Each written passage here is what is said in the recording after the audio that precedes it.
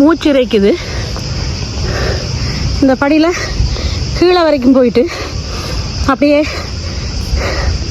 வெளியில் வருவோம்னு சொல்ல நான் அந்த எதிர்பக்கம் நின்று நான் பிள்ளைகள் அப்படியே சுற்றி கொண்டு இங்கால பக்கம் வந்துட்டேன். அப்போ இங்கால வியூ நல்லா இருக்குன்னு சொல்லிச்சுனா இதுதான் அக்ரோபோல் என்ற இடம். அதாவது கிரேக்கத்தை இந்த பழமையை பேசுகிற ஒரு இடிஞ்ச நகரப்பகுதி. லண்டனுக்கு பிக் பென் மாதிரி, பாரிஸுக்கு ஈஃபில் டவர் மாதிரி, கிரேக்க நாட்டுக்கு முக்கியமாக பார்க்க வேண்டியது இந்த அக்ரோபோல் என்ற நகரம். அந்த பகுதி நகரத்தின் மத்தியில் இருக்கிற இந்த பகுதி.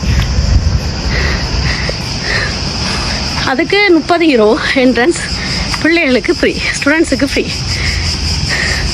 அதே பெரிய சலுகை. இந்த நாட்டு நிலைமைக்கு அவர்கள் அப்படி ஒரு சலுகை செய்திருக்கிறது ஒரு சிறப்பான விடயம். இந்த நாட்டு நிலைமைக்கு அவங்களோட 5 யூரோ 10 யூரோ போட்டிருந்தா கூட அவங்களுக்கு லாபம். ஆனாலும் படிக்கிற மாணவர்களுக்கு முக்கியத்துவம் கொடுத்து வச்சிருக்கணும் இந்த நகரத்தில், இந்த நாட்டில் என்றும் சொல்லலாம். நான் சொன்னது போல் பல அறிஞர்களை, விஞ்ஞானிகளை, இலக்கியவாதிகளை, உலகத்தின் முதன்மையானவர்களை ஈன்றெடுத்த நாடு இந்த நாடு. அதனால் இந்த நாட்டுக்கு நான் இன்றைக்கு சுற்றுலா வந்ததில் எனக்கு பெருமையாக இருக்குது. பெரிய செலவில்லாத சுற்றுலா. உண்மையை சொல்லணும்னு சொன்னால் நாங்கள் இந்த ஆண்டு ஈழத்துக்கு தான் சுற்றுலா போக இருந்தாங்க. எங்களுடைய நாட்டை பார்த்து கிட்டத்தட்ட 12 ஆண்டுகள் ஆயிட்டுது.